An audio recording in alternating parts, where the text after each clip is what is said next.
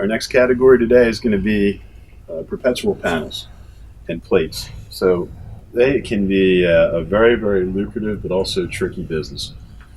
We essentially offer a few versions of the panels that vary in prices. So I strongly suggest that when you're trying to get a panel quote, that you ask for their budget, because more times than not, the pricing isn't exactly what they expected. So another way around that, which I really firmly suggest, is if someone asks you for a panel quote, I would give them a good, better, best quote. And the three different kinds of panels that we offer essentially are a panel like this. So if you remember correctly from the 3D conversation, this is a perpetual panel with a custom 3D. This also has a federal bonnet top, which is this shape here, and it also has crown molding. So that's our most expensive. You can drop down a little bit if you'd like to by offering the gold or silver tone leaf around the outside and taking the crown molding off. So that's something that it will actually lessen the expense of it a little bit. And the other thing that we do have is more of a flat top panel. It's going to look more like that. There's no 3D creation and no molding at all. It does have the gold or silver leaf trim around the outside. So they're the three I typically go with. So the flat top would be the good, the piece that has the gold leaf and the federal bonnet top, that can also be the better. And then this obviously is going to be the best. So typically when I'm having the quotes done, somebody's going to decide on one of the three, and you close a lot more deals that way.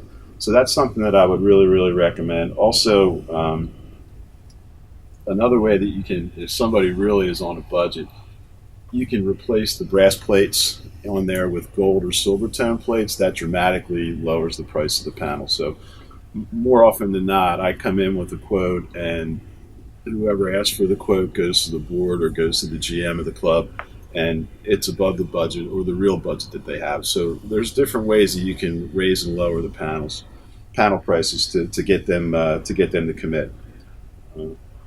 I think that another nice thing, we don't have one to show you today, but it is in the catalog, is if a customer runs through all these plate spaces on here and they don't have the budget or the room to purchase another panel, then we have add-on panels that are actually going to hang beside it. They look like a pair of open shutters. So that's a little more reasonable or space-effective way to get more panel space from your customer. One thing that I think is the most important thing you can do is work with your CSR and have them quote, because they're experts at it.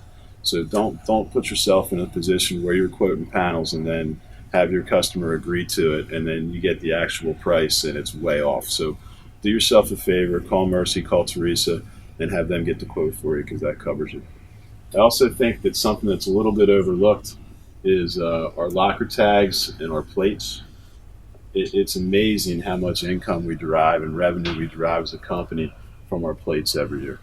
There are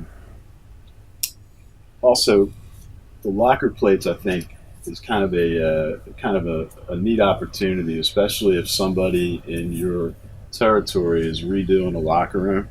I ended up doing. One of my clubs had a fire and burnt down the men's locker room. They rebuilt it, and they had to put in 300 brass plates at $26 a piece. So that was a pretty nice check to grab. So when you're out selling perpetual panels, don't lose sight of the plates, and make sure again you call customer service for a quote. Better safe than sorry.